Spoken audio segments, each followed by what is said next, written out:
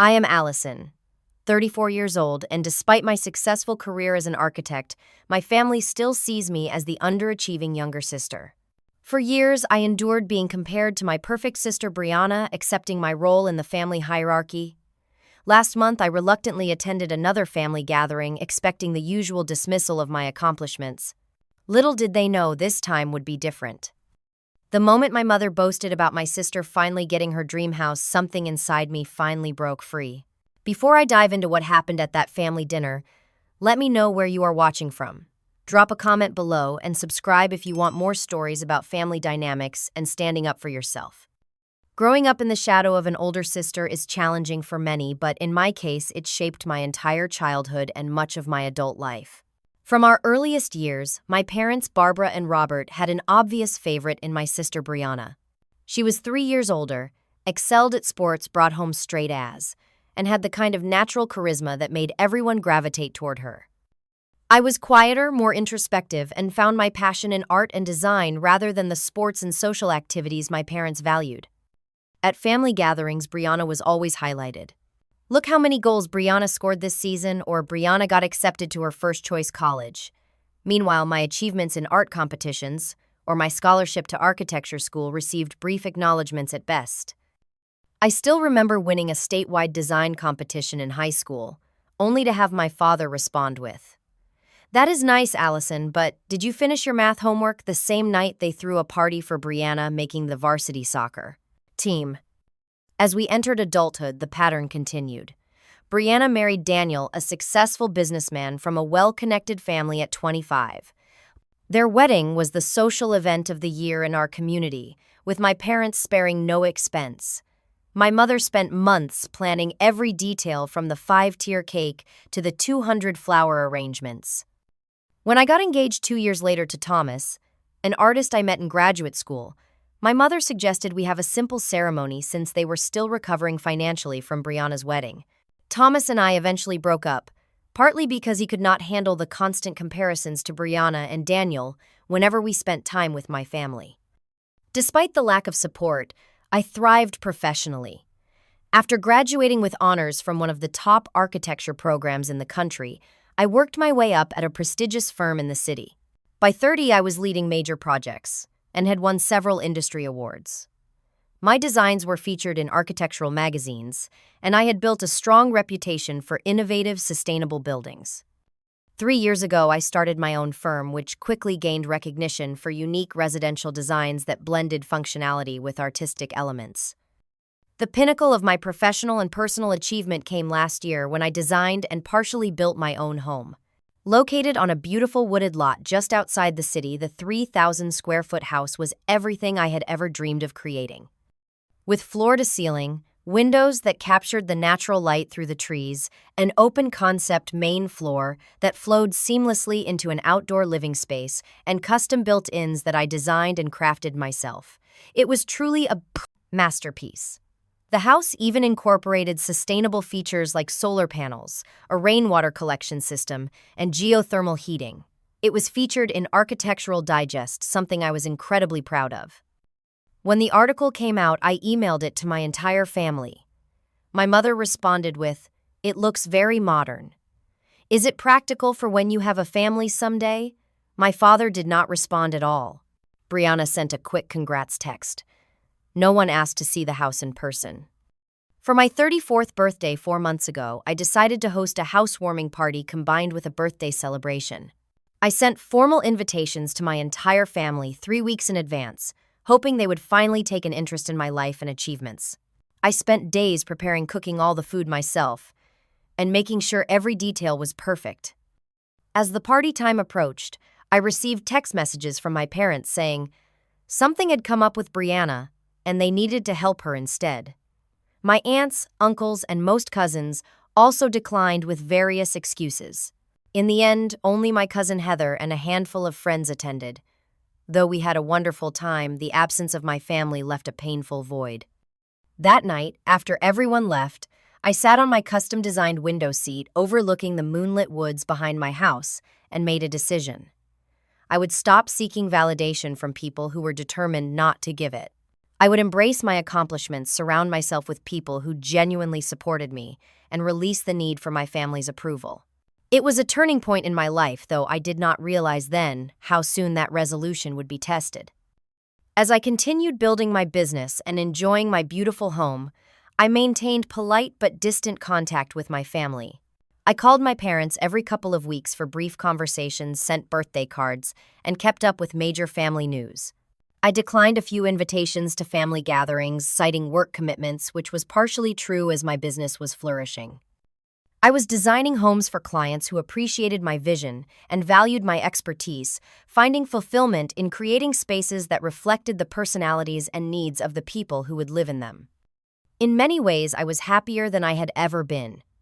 I had close friends who were like family to me, a career I was passionate about, and a home that was truly an extension of myself. The only shadow was the lingering pain of my family's indifference, a wound that had never quite healed despite my best efforts to move beyond it. Little did I know that wound was about to be reopened in a way that would finally force me to address it once and for all. The invitation came on a Tuesday morning in early June. I was at my drafting table finalizing the design for a lakeside vacation home for one of my most important clients when my phone buzzed with a text from my mother. "Family dinner this Saturday at 6 p.m. Important news to share. Your father and I expect you to be there. No, please, or hope you can make it." Just the typical expectation that I would drop everything for a family summons. My first instinct was to make an excuse. I had plenty of legitimate work that could keep me busy through the weekend. But something about the message nagged at me. Important news could mean many things, including health issues. Despite our complicated relationship, I did care about my parents and sister. I texted back a simple, "I will be there," and set my phone aside, trying to refocus on my work. But the thought of another family gathering filled with subtle comparisons and dismissals of my life choices kept intruding. By lunchtime, I had made little progress on the design and decided to call my best friend Jessica for advice. "Just got summoned to a family dinner this weekend," I told her after we exchanged greetings. "Apparently, there is important news." Jessica had been my friend since college and had witnessed firsthand the dynamics of my family. She understood better than anyone the complex mix of love, hurt, and frustration I felt toward them. "Are you going to go?" she asked. I already said yes, but now I am second-guessing myself. "Look, Allison, you have been doing so well lately. You have set boundaries, focused on your own happiness, built this amazing life for yourself. If you go to this dinner, you need to maintain those boundaries. Do not let them pull you back into old patterns." Easier said than done, I sighed. Something about being around them turns me into that insecure little girl again. "Then bring the confident, successful woman you are now with you instead," Jessica suggested. "The one who designed an award-winning house and runs her own firm. The one who does not need their approval anymore." We talked for another half hour with Jessica helping me develop a mental strategy for the dinner. I would go be polite, but not overly eager to please avoid rising to any bait about my personal or professional choices, and leave early if things became too toxic. By the time we hung up, I felt more prepared to face my family. The rest of the week flew by in a flurry of client meetings, site visits, and design work. Before I knew it, Saturday had arrived. I spent the morning working, then took a long walk through the woods behind my house to clear my head. As the afternoon progressed, I began getting ready for the dinner. I chose my outfit carefully, a simple but elegant navy blue dress that was professional without being stuffy, paired with the handcrafted silver necklace I had received from a client whose multi-generational family home I had designed. It was a subtle reminder of my professional success, though I doubted anyone in my family would notice or ask about it. The drive to my parents' suburban home took 45 minutes, giving me plenty of time to mentally prepare. As I navigated the familiar streets, memories flooded back. The elementary school where Briana had been student council president. The park where she had scored the winning goal in her championship soccer game. The high school where she had been valedictorian. Every landmark seemed to hold a story about her achievements, with my own relegated to footnotes in the family history. I pulled into my parents' driveway at 5:58 p.m., parking behind a gleaming black luxury SUV I recognized as Briana's latest vehicle. Taking a deep breath, I checked my reflection in the rearview mirror, straightened my necklace, and stepped out of my car. The front door opened before I reached it, revealing my cousin Jack with a beer in hand. "Allison, long time no see," he said, giving me a quick one-armed hug. "Good to see you too, Jack. I did not realize this was a bigger family gathering." "Oh yeah, the whole crew is here. Aunt Linda and Uncle Paul, the cousins, even Grandma Rose made it in from Florida." I felt a twinge of annoyance. If my mother had mentioned it was a larger family event, I might have prepared differently. As it was, I felt blindsided, wondering what important news required the entire extended family to be present. Inside the house was buzzing with conversation. My father spotted me from across the living room and made his way over, giving me an awkward hug that ended with a pat on the shoulder like I was a colleague rather than his daughter. "Allison, you made it. Your mother was worried you might be too busy with work." "I said I would be here," I replied simply. "Well, good. Grab yourself a drink. Dinner will be ready soon." He wandered off toward the kitchen, leaving me to navigate the room alone. I greeted various family members, answering the usual questions about work and life with brief responses.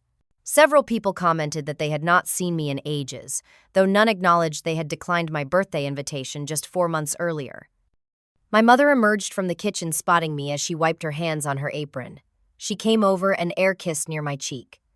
"Allison, there you are. I was beginning to think you would be late." I said 6 o'clock, and it is 6 o'clock, I pointed out. "Well, yes, but you know how traffic can be. Briana and Daniel got here an hour early to help set up." Of course they did. Perfect Briana with her perfect husband, always going above and beyond what was asked while I merely met expectations. Speaking of my sister, she chose that moment to make her entrance from the dining room. She looked polished, as always, in an expensive-looking dress, her hair styled perfectly, diamond studs gleaming in her ears. When she saw me, her face lit up with a smile that did not quite reach her eyes. "Ali, you are here." She came over and hugged me tightly, the scent of her designer perfume overwhelming. "I have been dying to talk to you. We have the most exciting news." So this dinner was about Briana's news. I should have guessed. "Cannot wait to hear it," I said with a smile I did not feel.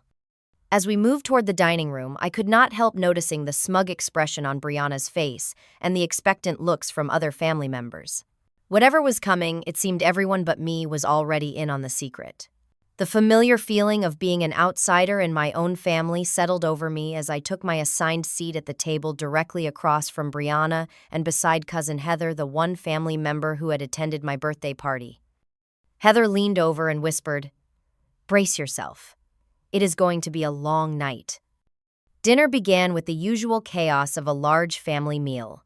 Dishes were passed around, wine was poured, and multiple conversations erupted simultaneously around the table.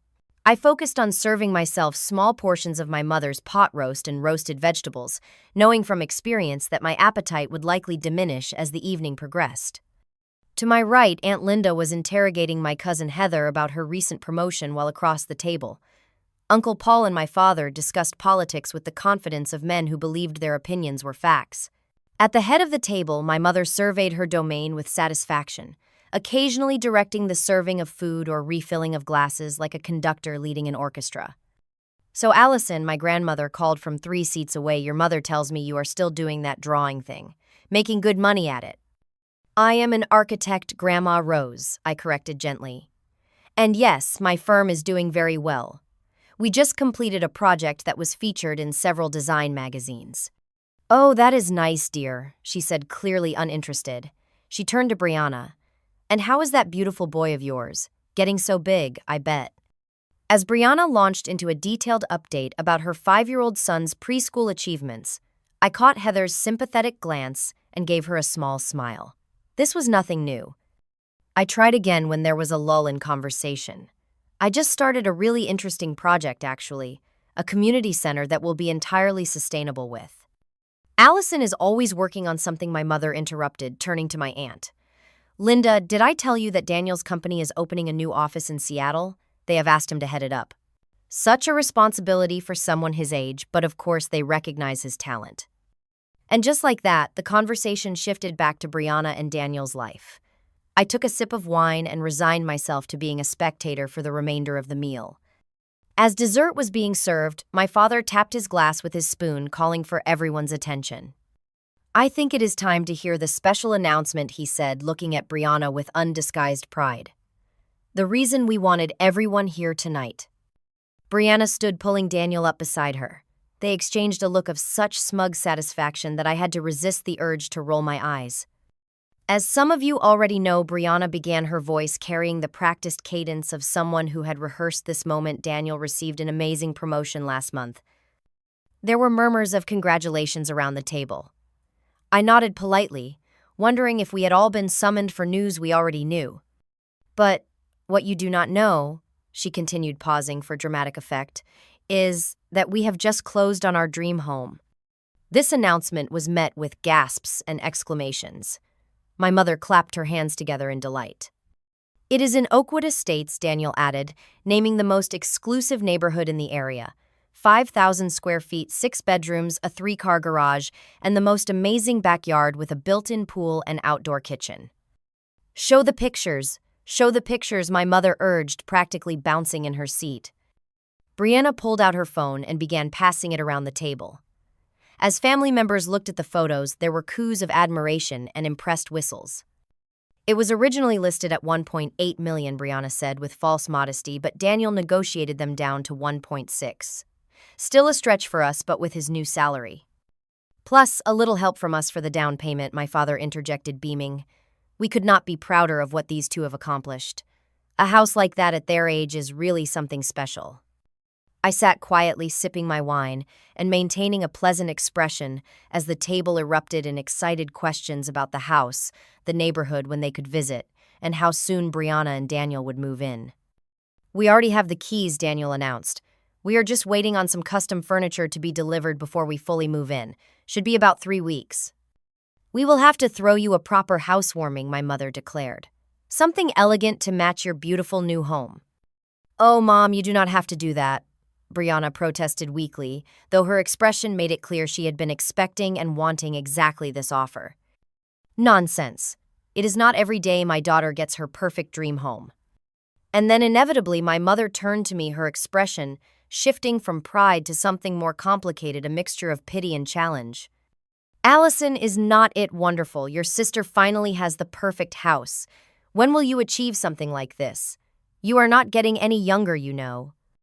The table did not fall silent exactly, but there was a noticeable dip in the volume as several conversations paused. People glanced between my mother and me, waiting for my response. Briana had the grace to look slightly embarrassed, though she also seemed curious about how I would answer. I felt something shift inside me. After years of similar comments, this should have been just another drop in an already full bucket of slights and dismissals. But something about this moment, about the absolute disregard for my own achievements, about the complete erasure of the fact that I had designed and built a home I was deeply proud of, struck a nerve that could no longer be ignored. I maintained my pleasant expression, but inside I was reaching a breaking point that had been years in the making. So Allison, Uncle Paul chimed in, oblivious to the tension, still renting that apartment downtown. Smart financial decision, really. Property values are so volatile these days. I opened my mouth to correct him, to explain that I had not lived in that apartment for over a year, but Briana spoke first. Actually, we almost bought in that new development near downtown, but Daniel did some research and found that the appreciation rate in Oakwood Estates is nearly triple that of city properties. It is not just a home, it is an investment. My mother nodded enthusiastically. Such a smart couple, always thinking ahead. Briana, show everyone those pictures of the master bathroom again. The marble is imported from Italy. As Briana's phone made another round of the table, my father leaned forward. You know, Allison, when you finally decide to settle down and buy a place, Daniel could give you some pointers. Real estate can be complicated for first-time buyers. Yes, and with the commission you charge, surely you must have saved something for a down payment by now, my mother added. It is not commission, Mom, I said quietly. Architects charge fees based on project scope.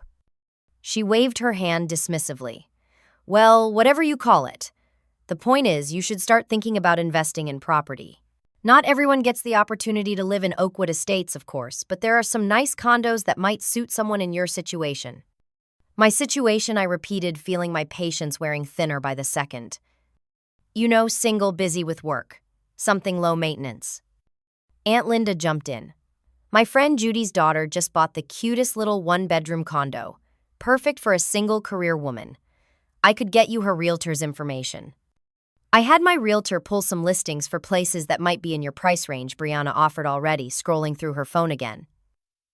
There is a new development about 30 minutes outside the city. The units are small, but they have nice amenities, pool gym, that sort of thing. My cousin Jack caught my eye from across the table and gave me a sympathetic look. He at least seemed to recognize how condescending this all was. Here, Briana said, pushing her phone toward me. This one even has a little office nook where you could do your drawings. I glanced down at the screen, which showed a generic-looking condo with bland beige walls and minimal character. It was exactly the opposite of everything I valued in design and architecture. What about the housewarming party, my mother said, already moving on. I am thinking we could do it 4 weeks from Saturday. That should give you time to get settled, Briana. We could have it catered by that place that did Cousin Emma's wedding. Everyone agreed their appetizers were divine. That sounds perfect, Mom Briana agreed. We can set up stations throughout the house so people can admire all the different rooms. And we will need to coordinate on the guest list. I want to invite the Harrises and the Johnsons, of course. Oh, and the Thompsons now that Richard is on the hospital board with your father. As they continued planning this elaborate event, memories flashed through my mind. I remembered the months I had spent designing my home, carefully considering every aspect of light, space, and flow. I recalled the weekends spent working alongside the contractors, learning to install the custom shelving I had designed, selecting every fixture, and finish with painstaking care. I thought about the garden I had planted, the trees I had preserved on the property, the way the morning sun streamed through the east-facing windows of my bedroom. And I remembered my birthday party just 4 months ago, the invitations I had sent to everyone sitting at this table, the food I had prepared myself, the home I had been so excited to share with my family, the empty spaces at my table as one by one they had declined my invitation.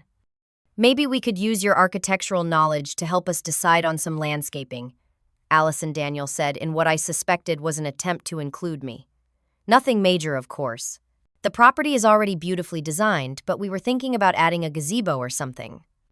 Right, because all architects do is draw gazebos, I thought bitterly. Oh, I almost forgot, Briana exclaimed. Show them the pictures of the home office, Daniel. It has these gorgeous built-in bookshelves and a window seat. Very sophisticated. Window seats are so impractical, my mother commented. Just collecting dust and taking up space where you could put useful furniture. I thought of the window seat in my own home office, the one I had designed to capture the perfect reading light with hidden storage underneath for my reference books and drawing supplies. The one where I often sat with a cup of tea watching deer wander through the woods behind my house as I sketched new design ideas. Allison could use some tips on home decor, my aunt suggested. She always had such unusual taste. Remember that purple phase she went through in high school? Everyone chuckled and my mother shook her head. She painted her entire room that awful eggplant color. Took 3 coats of primer to cover it when we redid the room after she left for college. I remembered that room. I had designed the color scheme myself, with deep purple walls, silver accents, and carefully selected artwork. It had been my first real design project, my sanctuary during difficult high school years. They had painted it beige the moment I left for college, converting it into a home gym that, as far as I knew, rarely got used. We should take Allison shopping for some proper furniture once she finally buys a place, Briana suggested. Help her develop a more mature aesthetic. And that was it, the final straw. The dismissal of not just my home, but my professional expertise, my design sense, my entire career. Everything in me that had been silently absorbing these slights for years suddenly rebelled. I set down my wine glass, carefully aware that everyone at the table was looking at Briana and nodding in agreement with her generous offer to help her design-challenged sister. No one was looking at me, which was perhaps why they did not notice the shift in my demeanor, the straightening of my spine, the slight lift of my chin. In that moment, I made a decision. I would not yell. I would not storm out. I would not make a scene. But I would finally speak my truth. I looked around the table at my family, all focused on Briana's descriptions of her granite countertops and walk-in closets. For a moment, I considered simply excusing myself and leaving. It would be easier than what I was about to do, but something inside me had finally broken free after years of constraint, and there was no going back. Actually, I said, my voice clear and calm, cutting through Briana's detailed explanation of their smart home system. I already have my perfect home. There was a brief pause as everyone turned to look at me. My mother recovered first. What was that, dear? I smiled, feeling strangely peaceful. I said, I already have my perfect home. You could have seen it if you had come to my birthday party 4 months ago. The table fell completely silent. My mother's face flushed, and my father suddenly became very interested in his dessert plate. Briana looked confused, as if she could not quite process what I was saying. You have a house? Aunt Linda asked, clearly skeptical. Since when? Since last year, I replied, taking out my own phone. I designed it myself. I even helped build parts of it. I pulled up the photos from the Architectural Digest feature and passed my phone to Jack, who was sitting nearest to me. His eyes widened as he swiped through the images. Holy shit, Allison, he said, forgetting to watch his language in front of Grandma Rose. This is incredible. Language, Jack, my mother admonished automatically, though her attention was clearly on trying to see the photos. The phone made its way around the table, generating expressions of surprise and admiration from most of my relatives. When it reached my mother, she barely glanced at it before passing it to my father. Well, it looks very modern, she said, echoing her email response from months ago. But it cannot be that special. After all, you did not even mention it. I did mention it, Mom. I sent everyone the magazine article when it was published, and I invited all of you to see it in person at my birthday party. No one came except Heather. All eyes turned to Heather, who nodded in confirmation. It is even more beautiful in person, she said. The way the light moves through the space throughout the day is amazing. And the craftsmanship of those built-ins Allison made herself is incredible. You built furniture? My uncle asked, sounding genuinely impressed. I designed all the built-in shelving and window seats, and I worked with the contractors to install them, I explained. I also designed the kitchen cabinetry and had it custom-made by a local craftsman. But it cannot be in Oakwood Estates, Briana interjected clearly, trying to regain control of the conversation. Where exactly is it located? It is on 5 acres in Riverwood, I said, naming a wooded area known for its natural beauty rather than status. I wanted privacy and a connection to nature. The house is positioned to maximize views of the woods and capture natural light throughout the day. Daniel, who had been studying my phone intently, looked up with reluctant admiration. These cantilevered sections of the roof, the way they extend over the outdoor spaces, that is brilliant engineering. Thank you, I said, slightly surprised by the genuine compliment. It creates shade in summer but allows the lower winter sun to warm the house. The whole design is based on passive solar principles. My heating and cooling costs are minimal. But Oakwood Estates is the most prestigious address in the area, my mother insisted, as if that trumped all other considerations. Everyone who is anyone lives there. I do not care about prestige, Mom. I care about design functionality and creating a space that reflects who I am. My home does that perfectly. But it must have been expensive, my father said, speaking up for the first time. How did you afford it on your own? There was the real question. The one that revealed their fundamental misunderstanding of my life and career. They had no idea what I had accomplished professionally because they had never bothered to find out. My firm is quite successful, I said simply. I have designed homes for CEOs, professional athletes, and yes, even some people who live in Oakwood Estates. I can afford my dream home because I worked hard and built a reputation for exceptional design. But you never said anything about buying a house, my mother protested. I did, Mom. Multiple times. I sent emails about the design process. I texted updates during construction. I literally invited everyone to a housewarming party. None of you showed up. An uncomfortable silence fell over the table. Several relatives looked embarrassed, while others seemed confused, as if trying to recall these invitations they had so easily dismissed. Well, we have all been very busy, my mother said defensively. And you know Briana's son had that swim meet that weekend. My birthday party was on a Saturday evening, I pointed out. The swim meet was Sunday morning. I specifically checked with Briana before scheduling. All eyes turned to Briana, who had the grace to look embarrassed. We had to prepare, she muttered. Get a good night's sleep. Look at the indoor-outdoor integration, Jack said, still scrolling through photos on my phone, either oblivious to the tension or deliberately trying to change the subject. And is that a waterfall feature on the property? Yes. There is a natural spring that feeds a small stream. I incorporated it into the landscape design. In the master bathroom, you can actually hear the water while soaking in the tub. You designed all this? Grandma Rose asked, sounding genuinely impressed for the first time. It reminds me of those fancy houses in the magazines at my doctor's office. It was literally in a magazine, Grandma Heather pointed out. Architectural Digest. It is one of the top publications in the field. Let me see those pictures again, Uncle Paul requested, reaching for my phone. Is that a workshop in the basement? As my phone made another round of the table, the dynamic had shifted noticeably. People were asking me questions about the design, the construction process, the materials I had chosen. For once, I was the center of attention for something I had accomplished, not for falling short of my sister's achievements. I still do not understand why you would build way out there in the woods when you could have bought in a proper neighborhood, my mother said clearly, trying to reassert her narrative. Because it is what I wanted, Mom. Not what you wanted for me, not what society says is prestigious, but what makes me happy. My home is a reflection of who I am, just like Briana's is a reflection of who she is. Well, I still think.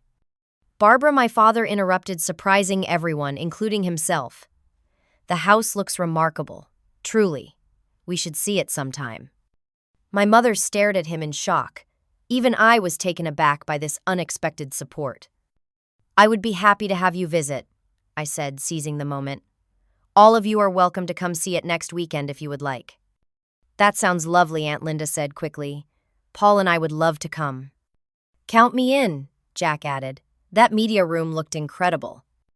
As various family members voiced their interest, Briana sat in uncharacteristic silence, her expression a mix of annoyance and something that looked suspiciously like jealousy. When she finally spoke, her voice had an edge I recognized from childhood arguments. I cannot believe you are doing this, Allison. This was supposed to be our special announcement, our moment, and somehow you have made it all about you as usual. The accusation was so backwards, so completely contrary to our entire family history that I actually laughed. As usual, when have I ever made anything about me in this family? You always had to be different, she shot back. Always had to do things your own way instead of following the path Mom and Dad laid out for us. Yes, I followed my own path. And it led me to a career I love and a home I designed myself. I am not sorry about that.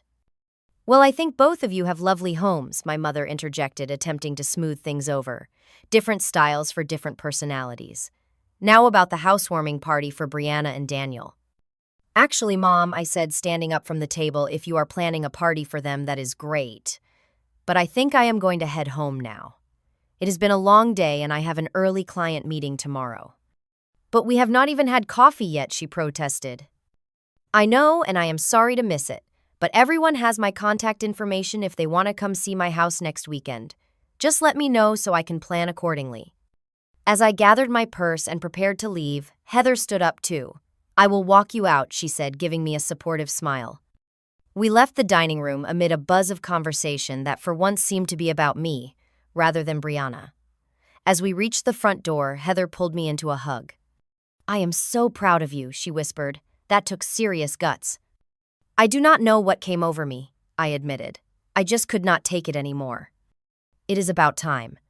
They have been ignoring your accomplishments for years, and your house really is spectacular, Allison. It makes Briana's McMansion look like a cookie-cutter box. I laughed, feeling lighter than I had in years.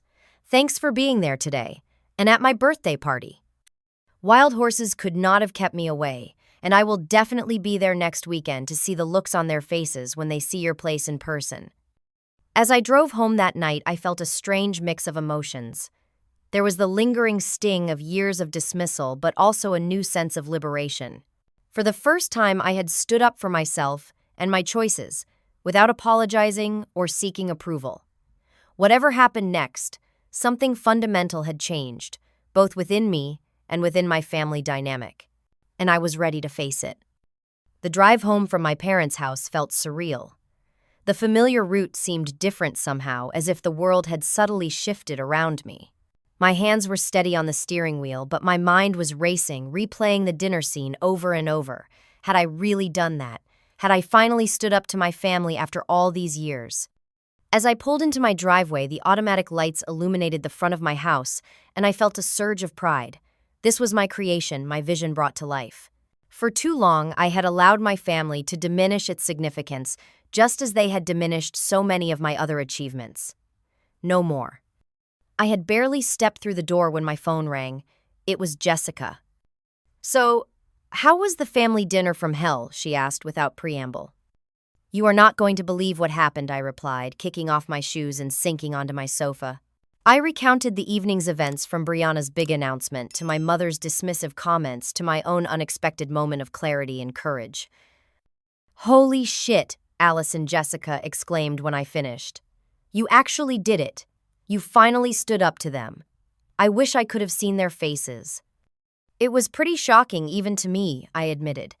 "But it felt right, like something that had been building for years and finally had to come out." "So now the whole family is coming to see your house next weekend. Are you ready for that?" I glanced around at my beautiful, peaceful home. "I think so. For the first time, I am not worried about their approval. This place is exactly what I wanted it to be, and if they cannot appreciate that, it is their loss, not mine." "That is my girl Jessica," said proudly. "Want me to come over for moral support?" "Actually, yes. And bring Mark too. I want to be surrounded by people who have always supported me." After we hung up, I made myself a cup of tea and carried it out to my deck. The night was clear, and the woods behind my house were alive with the sounds of crickets and the occasional hoot of an owl. This was why I had chosen this location, this connection to nature that no exclusive neighborhood could provide.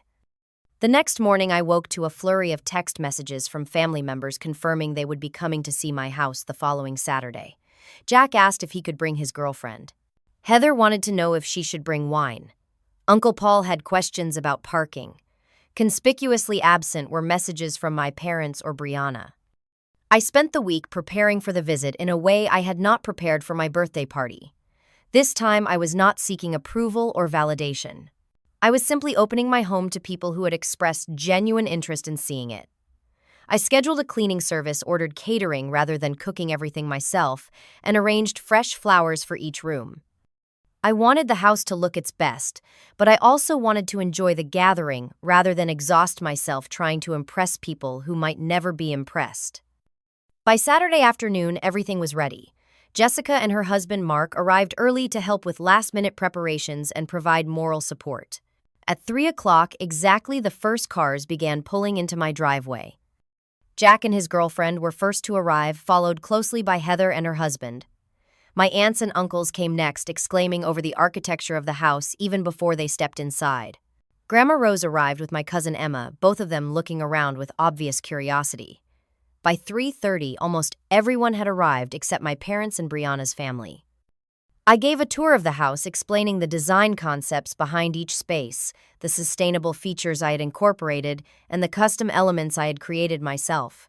My relatives seemed genuinely impressed, asking thoughtful questions and admiring details I had poured my heart into.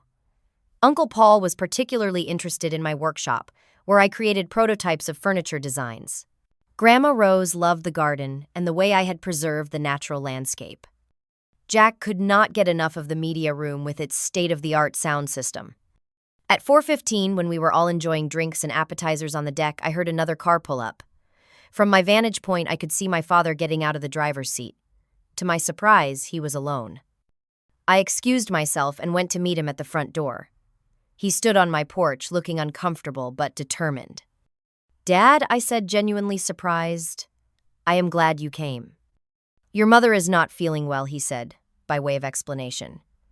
"And Briana had a prior commitment with Daniel's family." I nodded, unsurprised. "Well, come in. Everyone else is here." He followed me inside, his expression changing, as he took in the soaring ceilings of the entryway, the wall of windows facing the woods, the careful attention to detail evident in every corner of the design. "Allison, this is..." He paused, searching for words. "This is extraordinary." "Thank you," I said simply. I showed him through the house, watching as his initial discomfort gave way to genuine admiration. When we reached my office with its custom-built desk overlooking the woods and the shelving I had designed and built myself, he stopped and turned to me. "I had no idea," he said quietly. "All these years I knew you were an architect, but I never really understood what that meant, what you are capable of creating." "I tried to tell you," I replied without accusation. "I tried to show you." "I know. I see that now." He ran his hand along the edge of my desk, examining the joinery. "You built this." "I did. Took me 3 weekends. Your grandfather would have loved to see this. He was a woodworker, you know." "I know, Dad. That is where I got my interest in it." He looked surprised, as if it had never occurred to him that I might have inherited traits from his side of the family, not just my mother's. "Is Mom really sick?" I asked after a moment. He sighed. She is upset about what happened at dinner. She feels you embarrassed Briana and stole her moment." "Of course she does," I said, unable to keep a hint of bitterness from my voice. "For what it is worth, I disagree with her, and seeing this place, understanding what you have accomplished. I am sorry, Allison. I should have paid more attention. I should have been here for your birthday." It was perhaps the most honest conversation we had ever had. I felt a complicated mix of emotions, vindication, lingering hurt, but also a cautious hope that perhaps something could change, even if just incrementally. "Thank you for saying that," I said finally. "It means a lot." We rejoined the others, and the afternoon continued pleasantly. My father, to my surprise, spoke enthusiastically about the house to my aunts and uncles, pointing out features I had not even mentioned on the tour. By the time people began to leave around 6 o'clock, there was a warmth in the gathering that I had rarely experienced at family events. As I said goodbye to each group, I received genuine compliments and thanks for the hospitality. Heather hugged me tightly and whispered, "You did it. You showed them who you really are." Jack and his girlfriend were the last to leave, apart from Jessica and Mark, who stayed to help clean up. "Seriously, Allison, this place is incredible," Jack said as he prepared to leave. "And the way you stood up at dinner last week. I have wanted to say something like that at family gatherings for years, but never had the guts." "It was a long time coming," I admitted. After everyone had gone, Jessica, Mark, and I sat on the deck with glasses of wine, watching the sunset through the trees. "Well, that went better than expected," Jessica observed. "Even your dad seemed impressed." "He was," I agreed. "It does not erase years of being overlooked, but it is something. And your mom and sister were predictably absent," she added. "I did not really expect them to come. It would have required admitting they were wrong, and that is not exactly their strong suit." "Their loss," Mark said, raising his glass in a toast. "To Allison's amazing house, and to finally being appreciated for the badass architect she is." We clinked glasses, and I felt a sense of peace settle over me. The day had been a success, but more importantly, I had taken a stand for myself and my worth. Whatever happened with my family going forward, I knew I would never go back to silently accepting their dismissal of my accomplishments. I had found my voice, and I intended to keep using it. The weeks following the family visit to my home brought subtle but significant changes to my family dynamics. My father called more frequently, sometimes just to ask questions about architecture or design topics he had never shown interest in before. Several of my cousins reached out to connect in ways they had not previously, inviting me to smaller gatherings or just checking in. My relationship with Heather, already close, deepened further. My mother and Briana, however, maintained their distance. I heard through family grapevine that Briana's housewarming party had proceeded as planned, though apparently with less enthusiasm than anticipated. According to Heather, who attended out of family obligation, several relatives could not help comparing the cookie-cutter luxury of Briana's new home to the unique, thoughtful design of mine. This comparison, which once would have been unthinkable in our family hierarchy, spoke volumes about how perceptions had shifted. 3 weeks after the family visit, I received an unexpected call from my father, asking if he could stop by on his way home from a medical conference. I agreed, curious about this unprecedented request.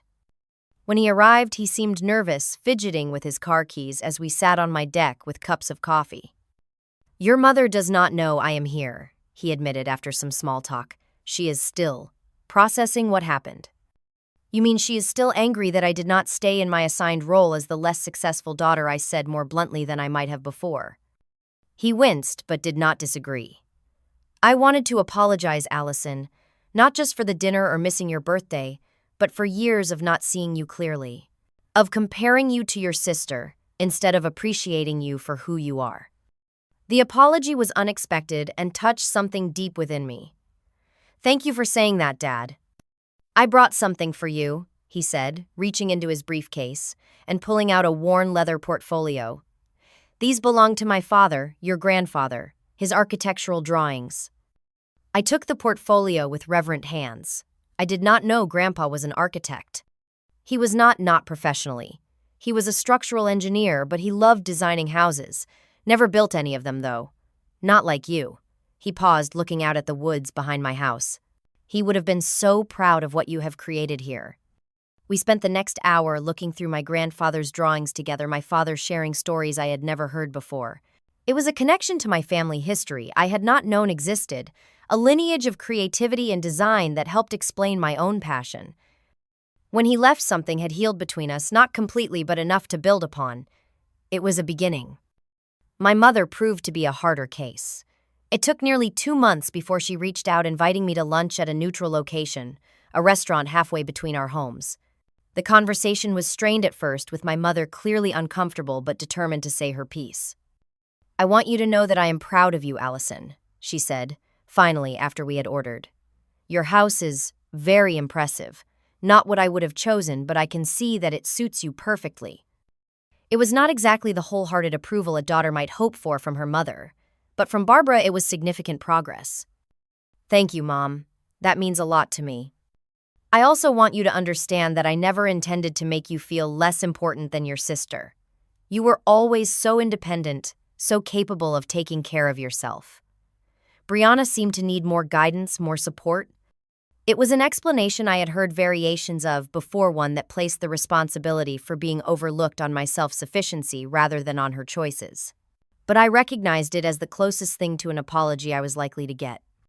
I understand that was your perspective, I said carefully. But from my side, it felt like nothing I did was ever good enough, ever worthy of the same celebration Briana received for her accomplishments. That was never my intention, she insisted. Intentions and impact are different things, Mom. I know you did not set out to hurt me, but the fact remains that I was hurt repeatedly over many years. She looked down at her plate, clearly uncomfortable with this level of emotional honesty. Well, I hope we can move forward now. Your father has been quite taken with your house. He talks about it constantly. It was as close to a truce as we were likely to reach for now. I accepted it for what it was, neither expecting full understanding nor settling for continued dismissal of my feelings. Briana was the last to reach out, texting me nearly 3 months after the dinner to ask if we could meet for coffee. When we did, her approach surprised me. I have been thinking a lot about what happened, she said, stirring her latte nervously, about the way things have always been between us. And I prompted when she fell silent. And I realized that I have been complicit in it. The way Mom and Dad always favored me always made my achievements the center of attention. I never challenged it because it felt good to be the golden child. I never stopped to think about how it affected you. Her honesty caught me off guard. I appreciate you saying that, Briana. The thing is, Allison, your house is amazing. Truly amazing. And not just because it is beautiful, but because you created it. You conceived it and brought it to life. My house is just something Daniel and I bought. There is no piece of myself in it. There could be, I offered. You could make changes, add elements that reflect who you are. She smiled ruefully. That is the thing. I am not sure I know who I am, apart from being Mom and Dad's perfect daughter, Daniel's wife, Tyler's mother. I have spent so long trying to fit the role everyone expected of me that I never developed my own vision the way you did. It was perhaps the most real conversation we had ever had, a glimpse of the person behind the perfect facade my sister had maintained for so long. We talked for hours that day, beginning the slow process of building a relationship based on genuine understanding rather than competition and comparison. As the months passed, I maintained the boundaries I had established while remaining open to these evolving relationships with my family members. I continued to focus on my career, taking on projects that challenged and inspired me. My firm grew, requiring me to hire additional staff and move to a larger office space. Through it all, my home remained my sanctuary, the physical manifestation of my vision and values. I hosted dinner parties for friends and the family members I had grown closer to. I continued to refine and adapt the space as my needs changed, always honoring the original design while allowing it to evolve. One evening, almost a year after the fateful family dinner, I sat in my window seat watching the sunset paint the sky in shades of orange and pink. I reflected on how much had changed, not just in my family relationships, but in my relationship with myself. For so long, I had sought validation, externally measuring my worth by my family's recognition of my achievements. When that validation was consistently withheld, I had internalized the message that I was somehow less than not quite good enough. The truth I had finally embraced was that my worth was never dependent on their approval. My talent as an architect, my vision, my courage to follow my own path, these were valuable regardless of whether anyone in my family recognized them. By standing up for myself that night at dinner, I had not only changed how they saw me, but more importantly, how I saw myself. I no longer needed my mother's praise or my father's recognition to know that I had created something beautiful and meaningful. I no longer compared my choices to Briana's to determine their validity. I had learned to be my own measure, to trust my own vision, to validate my own path. That was the true freedom I had gained, far more significant than any shift in family dynamics. I had built not just a house, but a life that reflected my authentic self, one room, one relationship, one boundary at a time. As the last light faded from the sky and the first stars appeared, I felt a deep sense of peace. Like designing a home, designing a life requires vision, courage, and the willingness to revise the blueprint when necessary. I had learned that lesson in the most personal way possible, and it had transformed everything. Have you ever had to stand up for yourself when your achievements were being overlooked? I would love to hear your stories in the comments below. And if this story resonated with you, please hit that like button and subscribe to my channel for more stories about finding your voice and creating boundaries. Share this video with someone who might need a reminder that their worth is not determined by others' validation. Thank you for joining me on this journey, and remember, the most important approval is the one you give yourself.